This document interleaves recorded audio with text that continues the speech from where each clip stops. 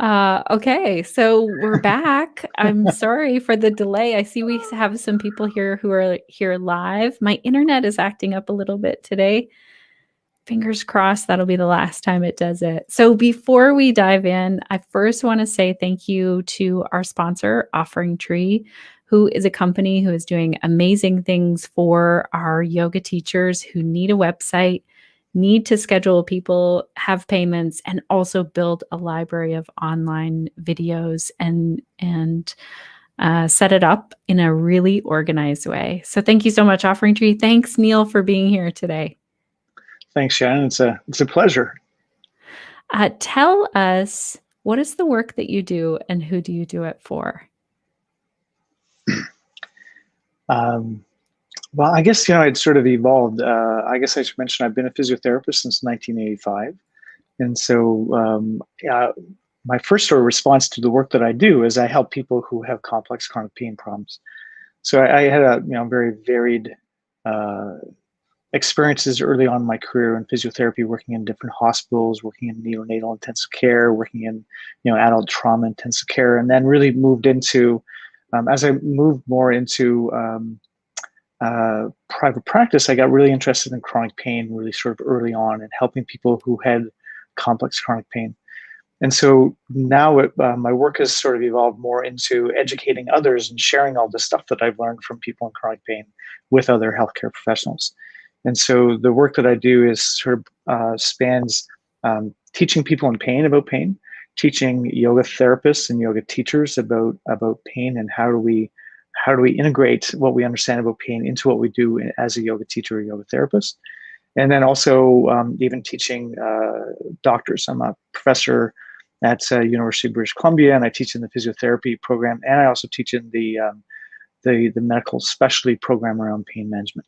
So it's sort of a more of a teaching role these days than anything else. So, where did everything come into play? I know that you're a physiotherapist, yoga teacher. What came first? Was it yoga or physiotherapy? It was physiotherapy for sure. Well, actually, interestingly, I trained to be a phys ed teacher. And then once I was in university, I learned about physical therapy actually for the first time. Actually, I learned about occupational therapy first and thought, hey, I really like that idea. And then was sort of convinced by the faculty to not go occupational therapy, go to physical therapy. Although a lot of my occupational therapy friends think I'm an occupational therapist wannabe, because it's interesting. A lot of perspectives of yoga really align well with occupational therapy. Occupational therapy is much more of a biopsychosocial kind of approach, and yoga is even more expansive than that. So I had dabbled in meditation over the years and been really, sort of interested in different things, and but then when I moved from Ontario to Vancouver in 1997, the yoga mecca, I just kept on finding people keep telling me, you really got to do yoga, with what you think. And so I went, and what was great was I realized that I could actually meditate and move at the same time, and really I fell in love with it. I started to do hatha yoga just sort of at the local community center, and then we had the real grace to find this couple who really were teaching traditional yoga and in the midst of vinyasa classes. And so, like, the stuff that they shared in the midst of these classes was incredible. And so I fell in love with the philosophy. And then from there, it's when I went on and trained to be a yoga teacher and trained to be a yoga therapist. The first yoga therapy training that I did was with Phoenix Rising Yoga Therapy, which is way over there from being a physical therapist, right? So it's Phoenix Rising attracts a lot of the people who are counselors and psychologists, social workers, or at least it did at that time. And so I guess I would say since I've been teaching yoga since around 2000 or so, and uh, did yoga therapy. I think it was 2005. Can't remember, somewhere around then, 2005, when I started teaching as a yoga therapist. And so now within yoga therapy, I teach in Yoga Therapy International, the School of Embodied Yoga Therapy. Inner Peace Yoga Therapy, which is based in the United States. There's a program in Calgary called the Gold Program. Trish Robinson and oh, that's so horrible, Val, and I can't remember Val's last name. But anyway, so teaching a number of different yoga therapy training programs now.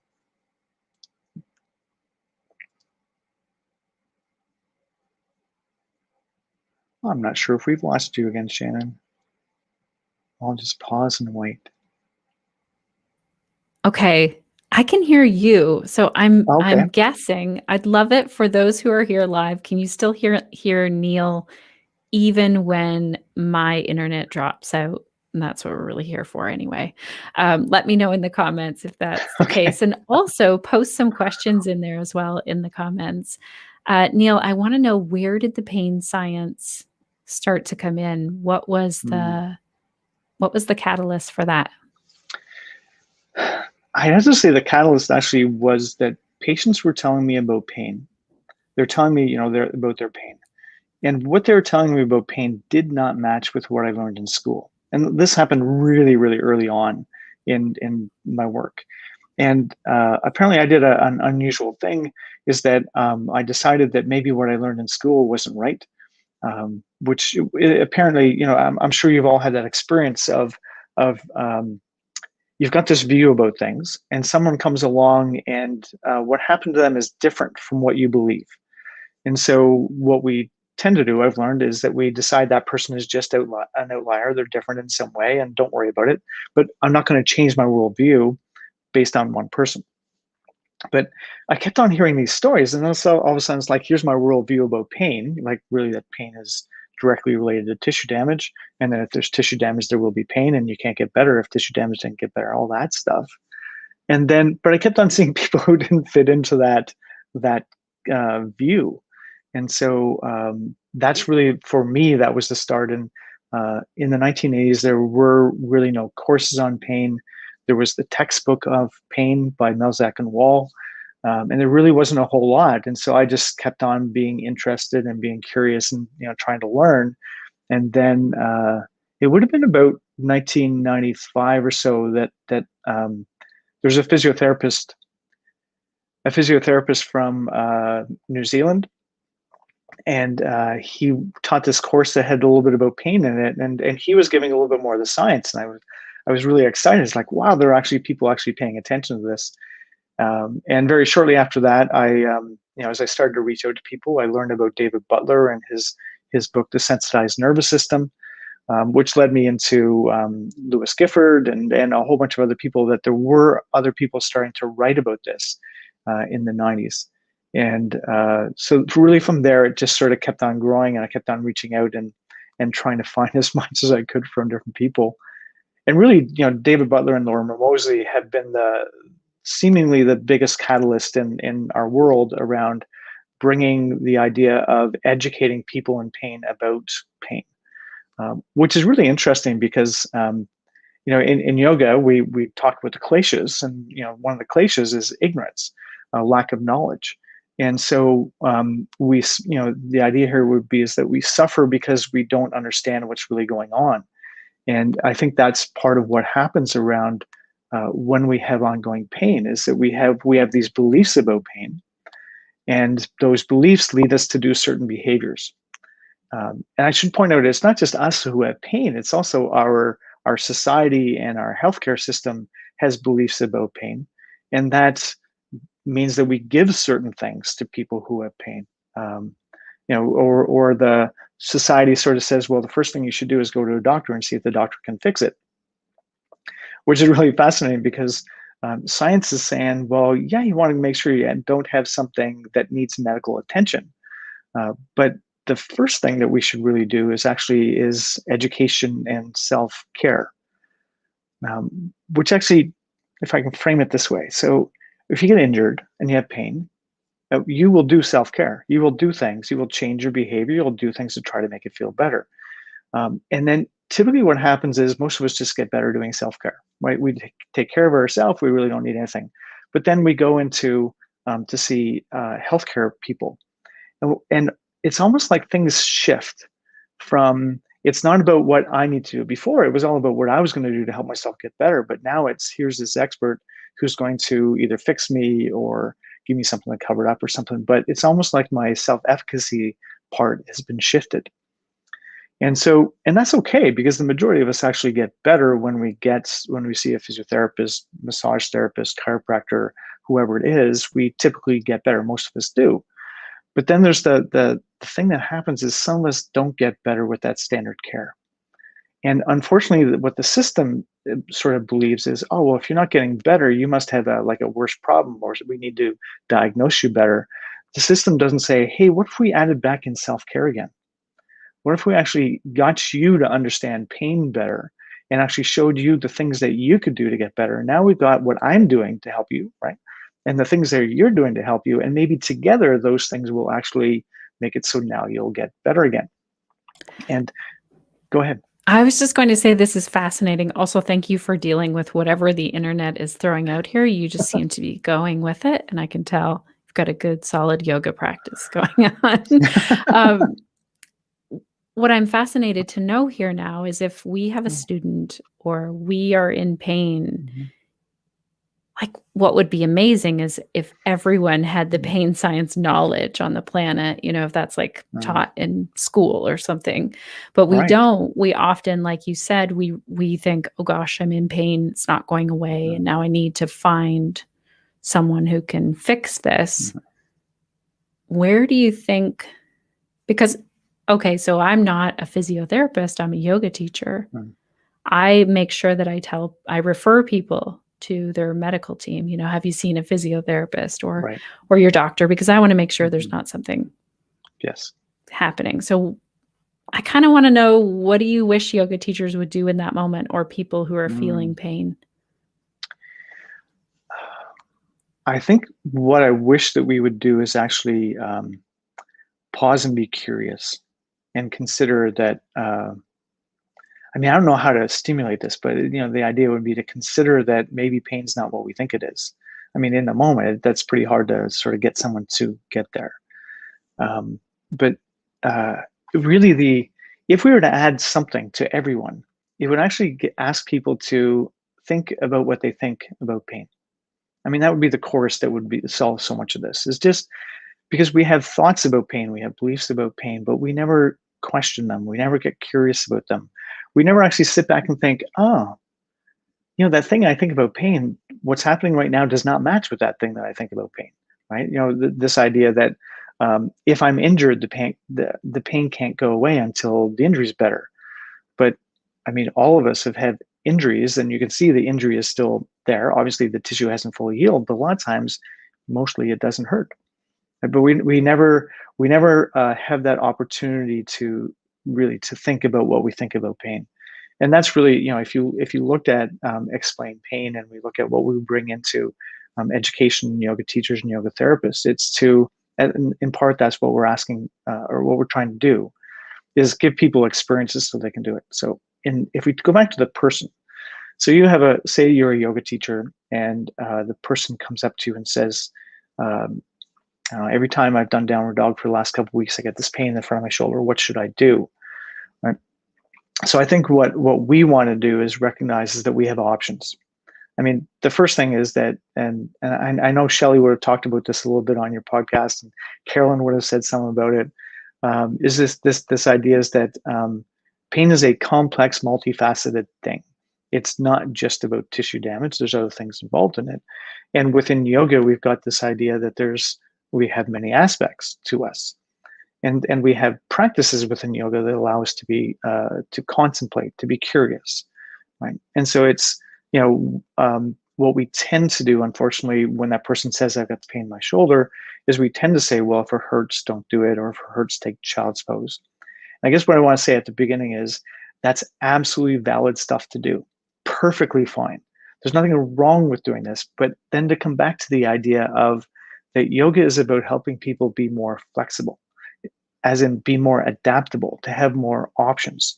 So these are perfectly fine options, but what else does yoga say that we actually might use as an option, right? And so the option might be to, while you're doing the practice today, maybe what you want to do is, so we can pay attention to alignment, right? But we can also say what's going on with your breath. And we could also look at what's happening in your lower mind and those more automatic aspects of you, and what's happening in your higher mind. Like, what are you actually thinking about in that moment when you have the pain, or what's the emotion that's coming up in that moment? And like, how are you responding to that? Like, are you just trying to push it down? You're trying to suppress it? Are you finding that you're like totally sucked into it and you can't think of anything but the pain, and that's freaky? To become curious about every aspect of our existence in that moment, even to look at, can I find a sense of peace? You know, so, one of the things you might say to the person is, well, we've done the practice where you're really touching, getting in touch with your heart and feeling connected to the world. Can you, while you do your downward facing dog today, could you try to recreate that sensation or that experience and just see, does that change this at all? Right. And I guess the other point I should make here is that the little scenario I just gave you is really, it's contrived, right? That there are other things that we'd want to know. If a person says that it hurts every time they do it, but it's no worse, I think we can all feel pretty comfortable that this is not something that you need to worry about. If a person's saying, I've had pain in my shoulder for the last 2 weeks and it's just getting worse and worse and worse, the options that would make the most sense here are, we need this assessed, right? We should get this assessed, and for today, probably best to take child's pose and imagine it, or do something like that. Very different from a person who's saying, it hurts when I do it, and when I finish, it's not provoked. In one case that we would want to definitely get some assessment. Either we would assess that person, or get them to see someone who might assess them. Okay. This is so great. And I feel like I'm about to have one of those moments where I think it was because Shelly said something like, you need to talk to Neil about saying, like, we don't just say in a yoga class, or to rethink saying in a yoga class, if it hurts, don't do it. Mm. And I was like, oh, but because I know many times in yoga classes, if there's pain, back away from that. So what are your thoughts around this in a yoga class and that cue? So I would come back to the idea is that the cue is perfectly fine when it's intentional. So we want to not just say it, that's what we say when a person has pain. We want to be intentional about it. So there would be times when you say, yeah, but we're not sure what's going on. Let's pause with that. Yet at the same time, to recognize, the other piece is to recognize that every single time we say that, what we're actually doing is we're reinforcing an embedded belief about pain. So one of the really powerful embedded beliefs about pain is that pain and tissue damage go together. If it hurts, there's damage, right? And so if someone says it hurts and you say don't do it, what you're actually doing is reinforcing that pain always means tissue damage. And unfortunately, at the same time as you're doing that, you're likely creating a sense of, inadvertently creating a sense of fragility and a sense of fear in that person, right? You're actually building up some more of the kleshas, and that's not your intention, right? Your intention is to keep the person safe. And so there's this balancing act that we need to sort of figure out, is how do we keep people safe so that they're not just suppressing the pain and gritting their teeth and carrying on and actually causing harm. At the same time as how do we get people to challenge their limitations, right? Because it's one of the interesting things is there will be pain in asana. There will be pain in sitting. If you meditate, it hurts. And so can you see how if our only response is if it hurts, don't do it, you're sort of stuck? Because then we often get what the very first person I saw who had a sort of yoga kind of injury was actually from a meditation retreat. At the end of the first day, he went to the teacher and said that, he's got this pain in his hip and his legs getting all numb and tingly.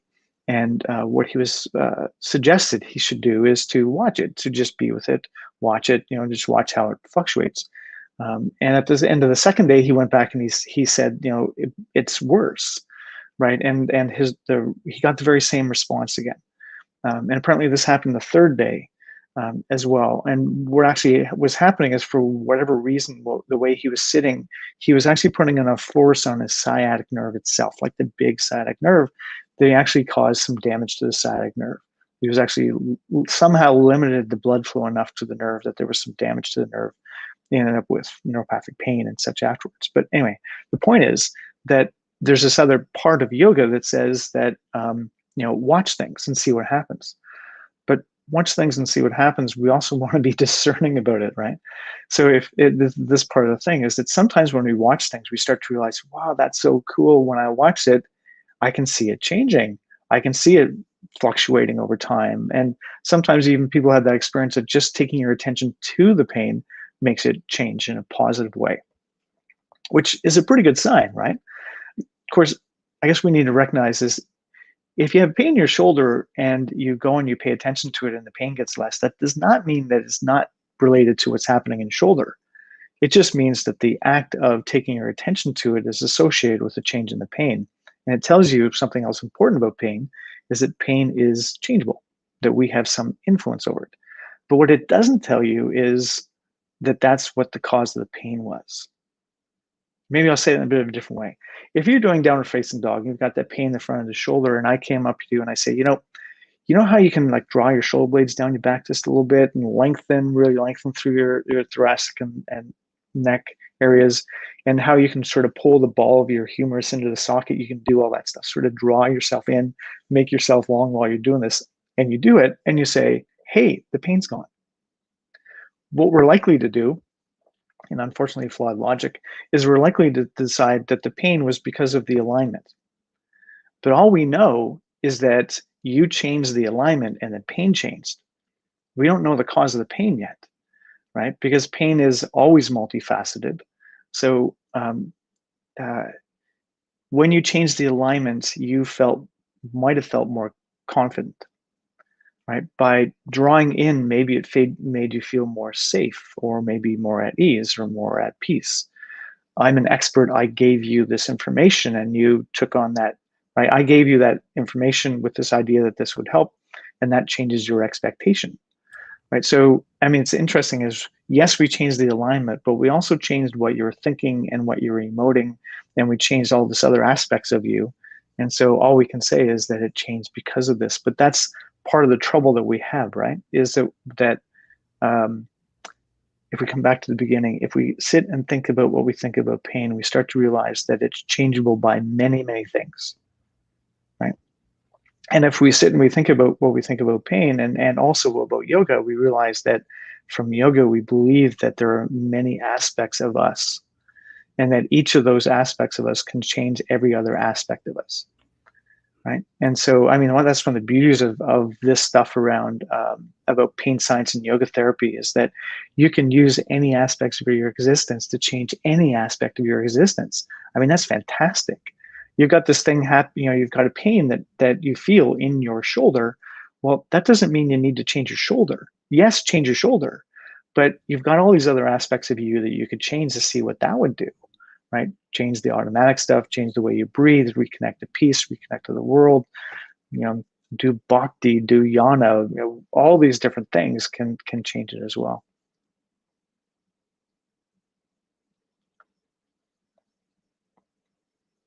Oh, I think Shannon, you're a little stuck, so I'll sort of keep on going a little bit. So we talked about options a little bit, and so we have the options of, if it hurts, maybe we modify what we do with the body, or maybe we try a bit of different breath practice. I think one of the other valid options that we'd want to do is to consider imagery, because we know that sometimes if something hurts, if we can imagine doing the movement before we actually do it, then sometimes that even works even better. Hey, you're back. I feel like I'm over here doing like a small meditation in patience with technology today. Yeah. I don't know. I This feel like I've cut you off on Lisa's statement, but go ahead and finish whatever. No, but this is actually a great place to sort of go to this. Is that it's one of the other things we say is that there's a difference between discomfort and pain, and I think what my suggestion is that to consider that that's something that we learn over time and through the practices of having permission to explore and being able to be curious and finding that place of safety to explore. And that for most of us, as Lisa's pointing out here, is that most of us, when we start, most of us do not have a good understanding of which is which. And of course, we also need to recognize is that pain is not an accurate indication of tissue damage.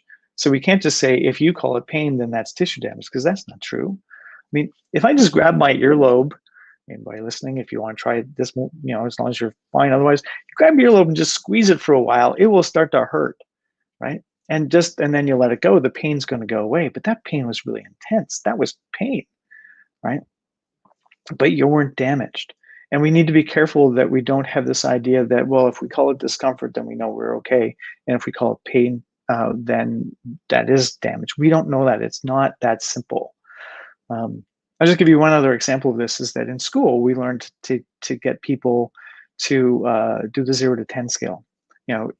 How would you rate your pain? 0 is no pain, 10 is the worst. And so what's really fascinating, years ago, this guy, I asked him and he says, well, it's 0. I'm like, well, that's a little surprising, because the pain's really bad. So really there's no pain, it feels perfectly fine. And he says, well, no, it doesn't feel perfectly fine, but I just wouldn't call it a pain. I said, well, what would you call it? And he said, well, I'd call it a discomfort. And I said, okay, so on a 0 to 10 scale, 0 is no discomfort, 10 is the worst you can get. What are you? And he tells me the number. And then I'm saying this to him, and I've never thought of it before. And I said, so hang on a sec. Are you telling me you've got a 0 to 10 scale for discomfort, and then once you get to 10 of discomfort, then it's pain? And this fellow's answer was just so informative. He looks at me and says, well, doesn't everybody? Oh my gosh, I love this so much that it makes total sense, really. Yeah. And it was really fascinating, is recently someone else has said to me, well, I actually have 3 scales. Right? There was something below discomfort. But I think that this is the unique individuality of it. And we've been taught, in trying to keep people safe, we've been taught things like, if it's discomfort, it's okay. Or we've been taught that pain's okay, but if it's a sharp pain, that's not okay. And that's not necessarily true, right? So pain is a protective mechanism, or we could say it's part of the protective mechanisms of us. And so when the pain feels more dangerous to us, that means that the systems are determining that this is more dangerous. It's not that it is that the problem in the body is particularly more dangerous. It's just the systems have come up with the determination that it is. And they can come up with that determination based on absolutely everything, including your genetics, right? Including your ancestors and genetics. And we're trying to learn that we can, pass on how the nociceptive apparatus, or the apparatus of the body that tells us about danger stuff, is impacted by genetics. It's impacted by everything that's happened in your life. It's impacted by all the predictions of the future, right? It just absolutely everything changes it. How much you slept in the last while, the chemistry of your body right now, your endorphins, everything is changing this thing, right? But we really have this idea that it's all to do with just the damage of the body. And so we have this sense, without thinking about it, is that if it feels sharp, that must mean that there's a worse problem in our body. And it might be. But the thing is that it might not be, and we need to be careful about that. As yoga teachers and yoga therapists, when a person says they have sharp pain, if you follow that, oh, well, if it's sharp, you shouldn't do it, once again, you're not providing any room to explore. All right. And so maybe if you want to sort of morph what you're doing and say, is if a person says it's more intense, if it feels more scary to them, then this is something where you'd want to, when you're getting the person to move, be more gentle. But give the person still an opportunity to find that place of comfort and safety from which they can explore this. Right. That's amazing. I think, you get really excited about this, I can tell.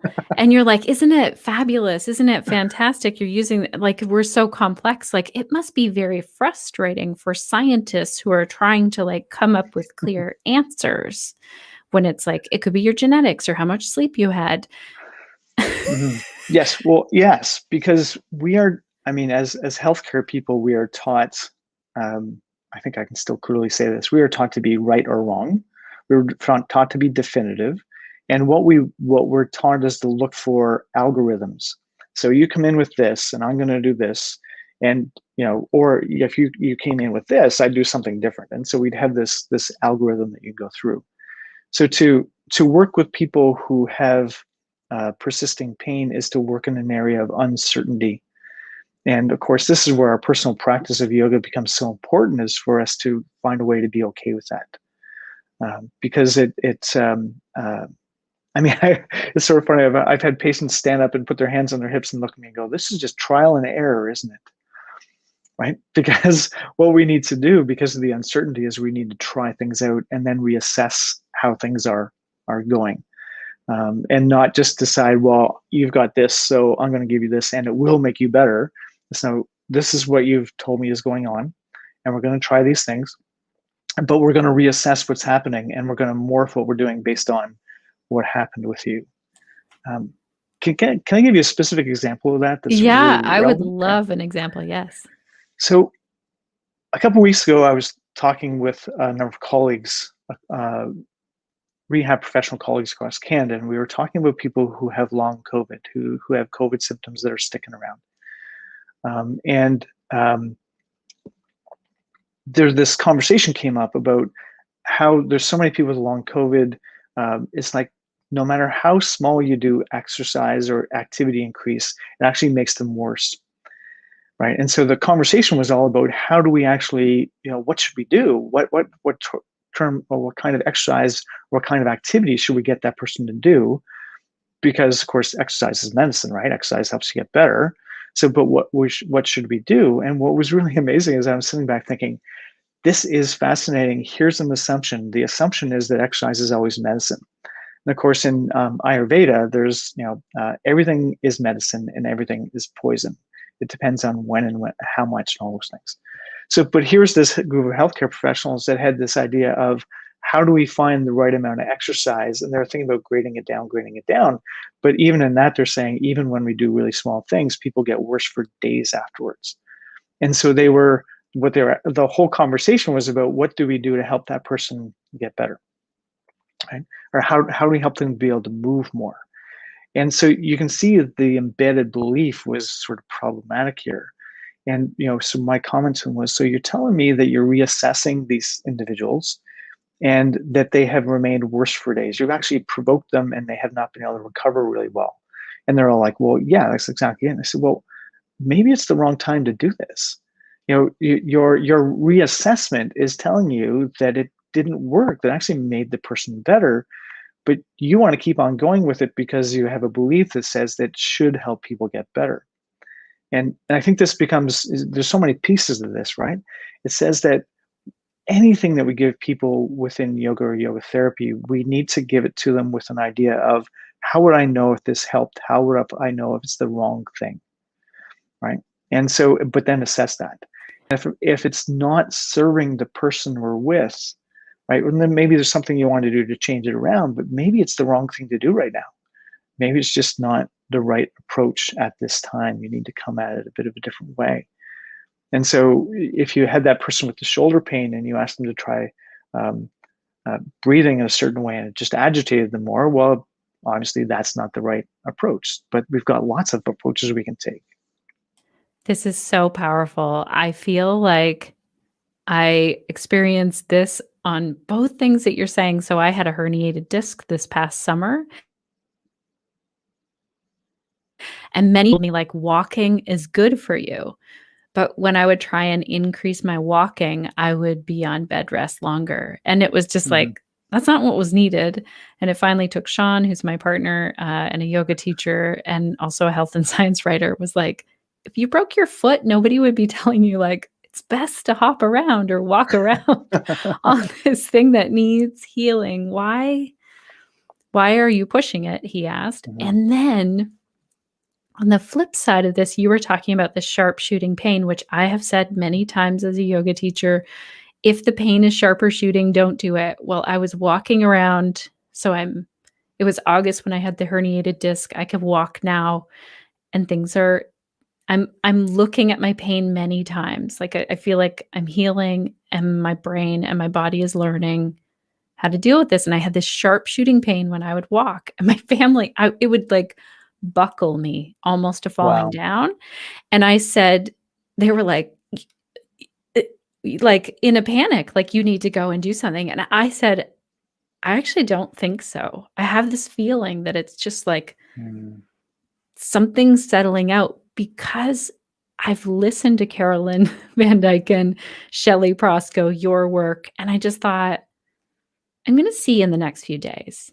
Like, sure, I'll try and rest more or I'll see what irritates it. But you know what? Like, I could walk outside and it was fine. So I was really having this conversation, even though it was a sharp shooting pain and now it's gone. And I think it was related to my nervous system much more than my tissues. That's my guess. I mean, it certainly could be. It's so hard to know, but I think there's a couple things that you said that I think are important. One is that you had this sense that it wasn't something that you needed to really freak out about or really move away from. And I think what we when we are working with other people who have pain, is that we often forget that that person is an expert in their pain. Now, I know pain's not accurate, yet we still can say to the person, does it feel like this is serving you? Does it feel like this is actually being detrimental to you? And there's a lot of times when people say, yeah, you know, this feels like the kind of thing that I should work on, but maybe I need to change it. And other times people are saying, yeah, this does not feel like it's serving me right now. And I would say, for right now, move over here. It'd be like for you with the, at some point you need to forward bend again, right? Because not only because we forward bend in life, but if you want to make the tissue around your lower back healthy again, you need to actually reintroduce all the movements that are part of the normal movement of the body. But we need to do that at the right time, right? So if you start early, it probably would continue to provoke you. And the more you did it, it would probably be harder to move around. And we'd say, well, that's not the right thing to do. So one of the other ways that we can know, is it the right amount of activity? When we're convinced that the person in front of us can actually be curious and isn't just going to grit their teeth and push like crazy through this thing, is to say, so, you know, one of the things you could do is work on provoke it and recover. And if you went out walking and you said, yeah, it hurts while I walk, but when I sit down, the pain goes away pretty darn fast, right? Then that recovery part would tell you this is probably an okay amount of activity. And then you need to grade it for your decision. If you did it and you said, hey, the pain was worse for hours after I did that walk, then that sort of sounds like that's not the right thing to do. And so one of the ways that we can think about this and sort of explore and try to come up with the language around is the idea that it's okay to provoke the symptoms if you feel at the end that the benefits of what you did outweigh the consequences. And this is, so maybe I'll say it another different way. So years ago, I see this woman, she's got back pain. She's been getting better and better and better. She comes in on a Monday morning and she's not really able to stand up straight. She's, you know, sort of holding her back. The pain's worse again. And she's like, yeah, I know, you know, and she's like setting herself up. She's like, she knows what I'm going to say. She says, you know, my friends were going out dancing on Saturday night and I know I shouldn't have done it. I know you're going to give me grief about it, but I did. And, you know, that's why I'm so sore. And it was one of those other times that I'd never actually asked this question before, but I said to her something like, do you believe that the benefits of what you did outweighed the consequences? And she's like, absolutely, yes. I'm like, well, then it's okay, right? Because there are benefits of doing this, of social connection and benefits of movement and all that stuff. Now, this doesn't mean that we want you to go out and annoy it every single night, but it's a very different thing than if you said that I just paid for it. It was just all regret and all I paid for it afterwards. And this is another way that we can sort of grade this with an understanding of the complexity of this. But the only way that this makes sense is if we can get past the idea that pain equals tissue damage. And that's so hard because people hearing me are going to be saying, but how do I know if they're safe? That's a great question. Right? Yeah. Yeah. How do we know as yoga teachers if it is tissue damage that they're Right. experiencing? So it could be that there's actually issues going on in the tissues that we need to address. But I think the thing that there's two bits that are important is there's when the danger detection systems of our body work properly, which is most of the time, there is a buffer between when the pain will start and when damage would happen. So if I pull my finger back, the pain starts before damage would happen. There's always a buffer in there. But this is the really important part, is if the person in front of you has persisting pain, the buffer is bigger, not smaller, right? Because what's happened if you've had pain that's persisted is neuroplasticity, right? What's happened is the apparatus of your body, the nervous system apparatus of your body that tells you about dangerous stuff, it's been practicing. And because it's been practicing, it now is going to respond in a bigger way sooner than before. Whereas the alarm, you had to move this far to get the alarm before. Now you only have to move this far to get the alarm, and damage is still up there. And so if a person has persistent pain, and this is another reason why understanding some stuff about pain science is so important, is that it makes no sense if your view is pain and damage always go together. This stuff makes no sense at all. This sounds like crazy talk, right? Because we're just going to injure people.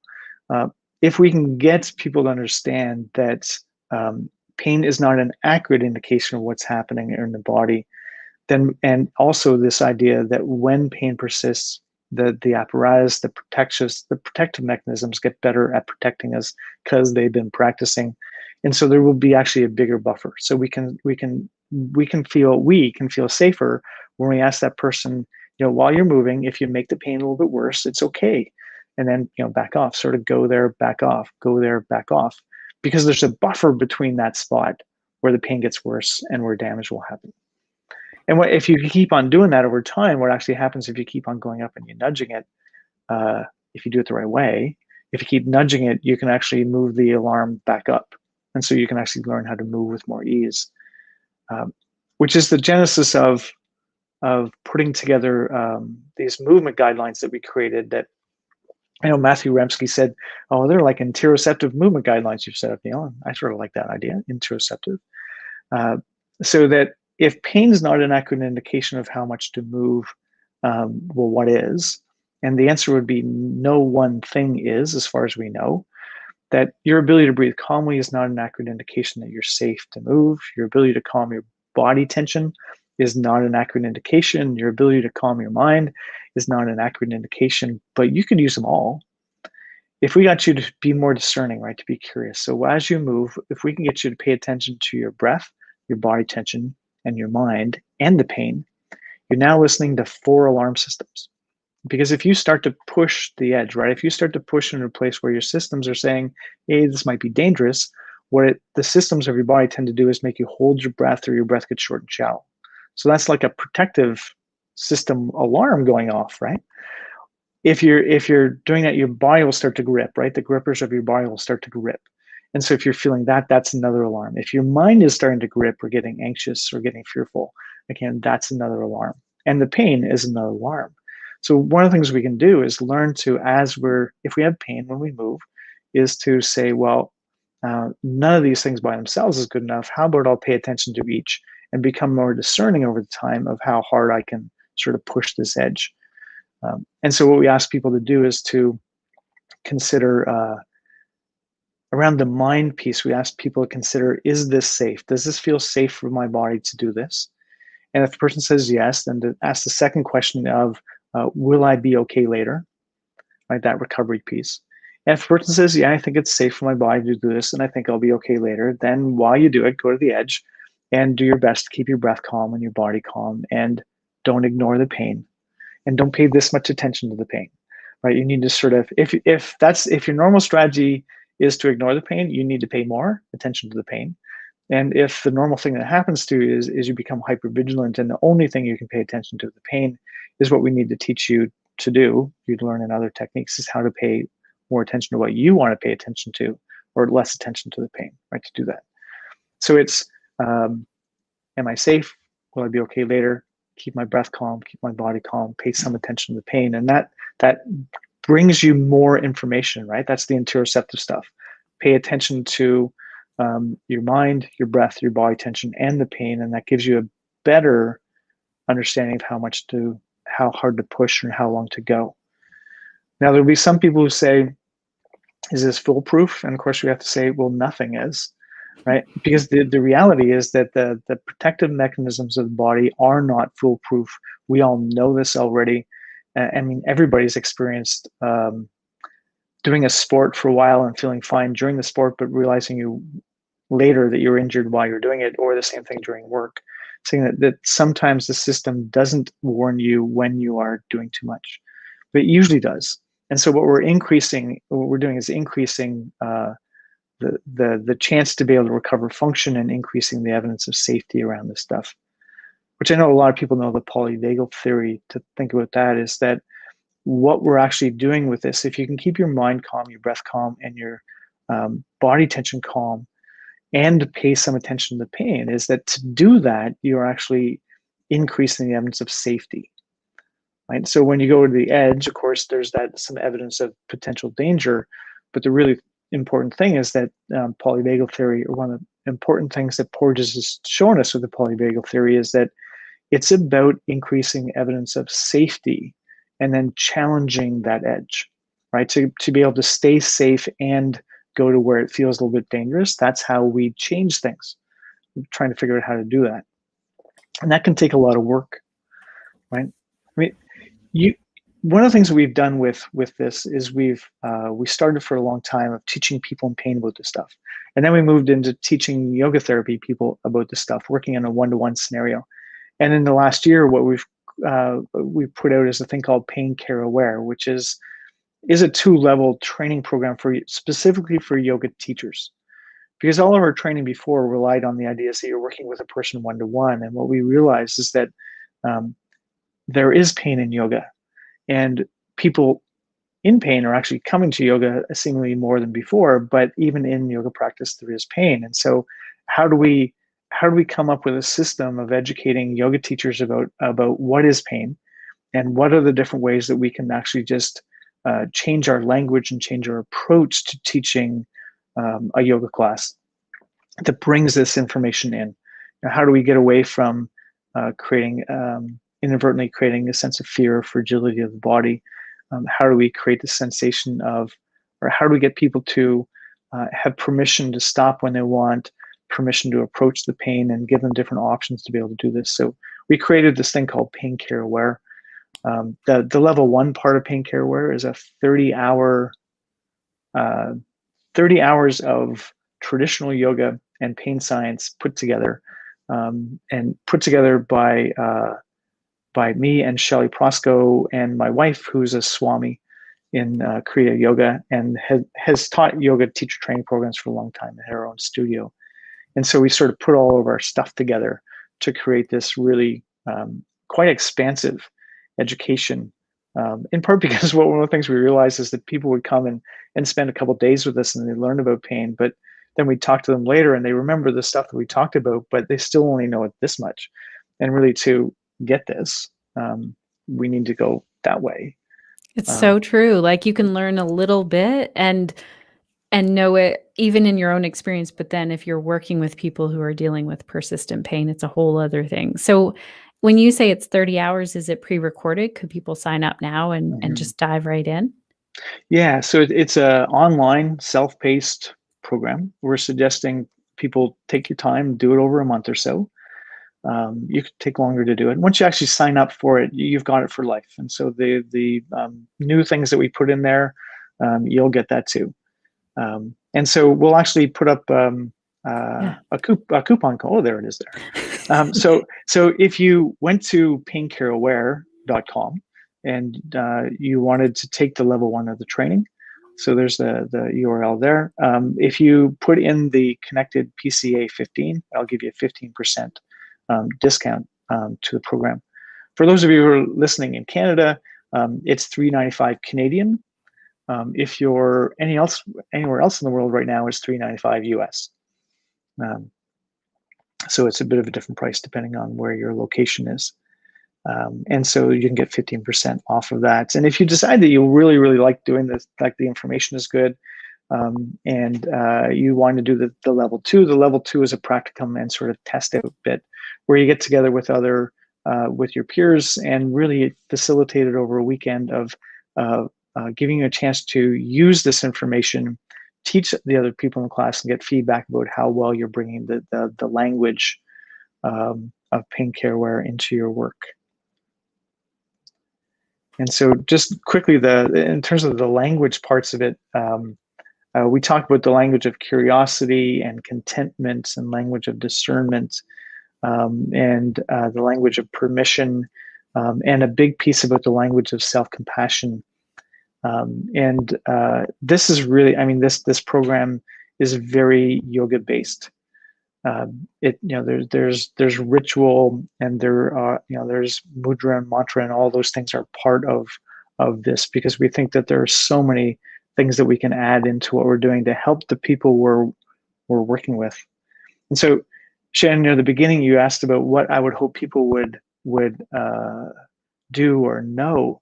And what we're hoping is that that this actually will be an opportunity for yoga teachers to give people the lived experience, a different lived experience around pain, and that the guidance in the class will give people that different lived experience. And um, uh, pain is a massive problem in the world. It affects us individually in horrible ways. It affects society in big ways, and that maybe the ripple effect of this, or not maybe, the ripple effect of this could have really quite big impact on our society and the amount of pain. It's so true. And also the language then that we share with other people. Since my herniated disc, so many people come at me with language where I'm like, that's a lot of fear-based my pain. Some people are very upset that even though I'm a yoga teacher, I would still get an injury. And I'm like, I have a body. This body's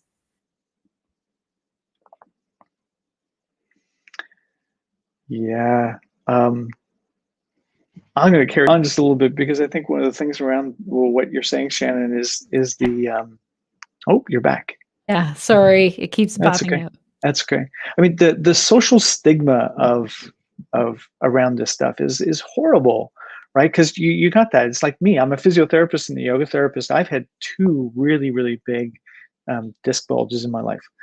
The last one bulged big enough to actually move my spinal cord over and fully pinched one of the nerves, or I lost the.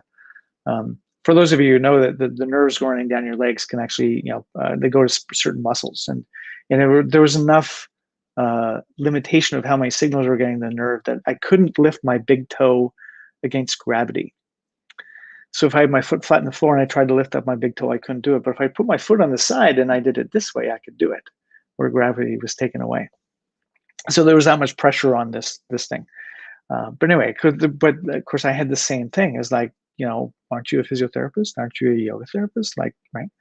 And I just want to add to one other really big stigma around this, is that our society really has this idea that if you were just tough enough, you'd get better. If you have persisting pain, and hopefully everyone can realize is how that drives people to grit their teeth and basically suck it up and just carry on.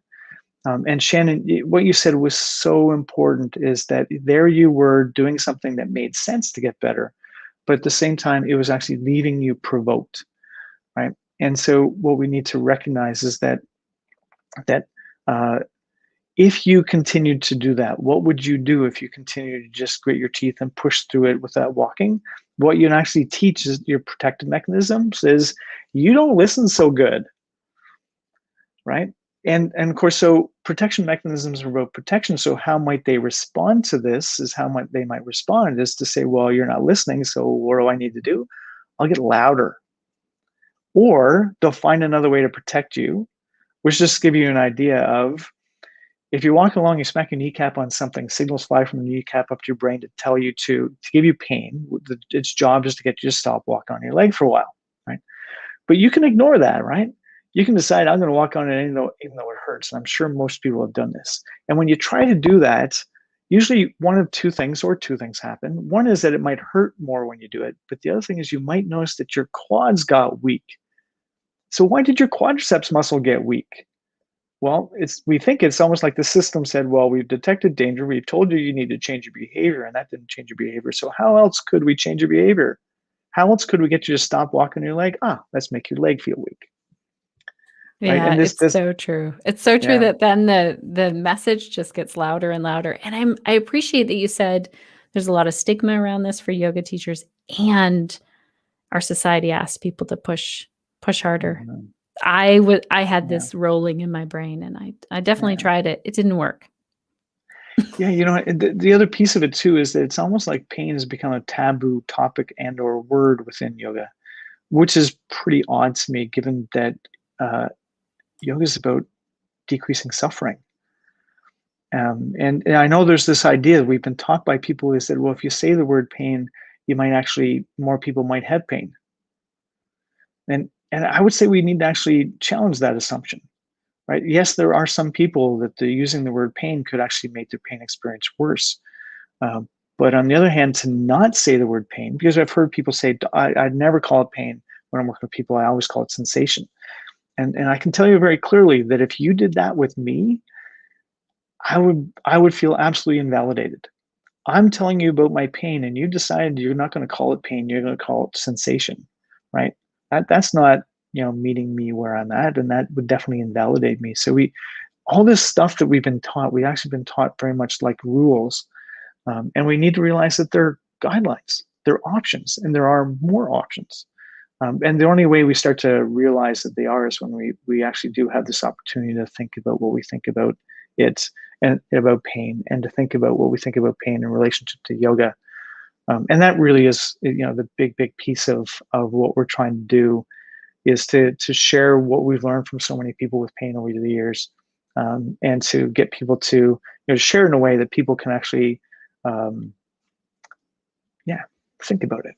This is amazing because Mhm. most people I talk to say, "Oh, I've been in pain, or I'm feeling discomfort in my body, or I'm not flexible enough, or I can't move enough. I'm going to a yoga class." So we need our yoga teachers then to be equipped with the knowledge, the language, the tools, to help those people who, like you said, are suffering, whatever it is that they call it. Thank Mhm. you so much for this work that you're doing. I do hope that our connected yoga teachers head over to the site. And thank you so much for saying right before we started recording that we can have 15% off. Mhm. That's fantastic. I'm Great. definitely going to check it out, and we'll make sure to put some links as well in the show notes. Thank you, Neil, for all of the work that you do. Well, thanks, Shannon. It's been a pleasure to talk about this, and I'm glad that it worked out even with the internet I issues know. today. The internet has been challenging us. Someone had said, great discussion. Someone else had been talking about breath, and you talked about this. I'm so glad. And Mhm. yes, your info was amazing in Catherine Bruni Young's training. Thank you. Love your book. Tell us about the book as well, Neil, before we go. Well, there's two. Hang on a second. Okay. Hold This on. is the one that we did with Shelley Prosco and Marlisa Sullivan. So yoga and science and pain care. So this is very much a yoga therapy book, and it really dives deep into all these different topics related to yoga and pain care. And actually, if anybody's really interested, we're on Embodia, the Embodia platform. We're doing a book club webinar series. So it Ooh. has. So we're only at chapter 6 next week. And actually, next week it's me talking about chapter 6 is the one that I wrote about yoga about yana yoga, and about using the practices of yoga as educational agents. So within healthcare, what we tend to do is educate people by doing what I'm doing right now. But yoga is actually an opportunity to have lived experiences that change our belief system, right? So when I can show you how that you can move with more ease, you just learned that you have some efficacy around this, and that pain is changeable, right? And so rather than telling you that you have some efficacy and pain is changeable, yoga provides us an opportunity to give repeated experiences that are inconsistent with our previous determination of danger, kind of thing. The other book that I wrote is a basic pain education book meant more for people in pain so they can understand pain in a new way. It's only like $5 on Amazon and my website. And if you want the free narrated version, my other website is actually Pain Care U, like the letter U, paincareu.com. And if you went on to paincareu.com and looked at the free resources, there's a free narrated version of a book called Understand Pain, Live Well Again. And we're just, it's in English only. You can buy the ebook in either English or French. Um, and we're working on getting someone to do the French narration as well. If for those of you who know Explain Pain, that Lorimer Mosley and David Butler wrote, two men who I absolutely stand on their shoulders around this, and there's so many of us that do. But anyway, when their book Explain Pain is so expansive that, and I kept on running into patients who found there was too much information in it. And so I went to them back in 2007 and said, hey, can I write a conversational take on this? And they're like, absolutely, yeah, go ahead. So anyway, that's what this is. It's the same kind of information, but it's simpler. Understand pain, live well again. Nice. One of our live listeners here says they highly recommend learning from you. And the other person said, yes, both books were great, that you make this really easy to digest. I agree. This has been fantastic. I hope that our connected yoga teachers continue to post in the comments if you have further questions for Neil. And check all of those resources out. Thank you so much again, Neil. Oh, and thank you, Shannon. It's wonderful that you have so many people who get to learn from this network you've set up. It's fantastic. Thank you.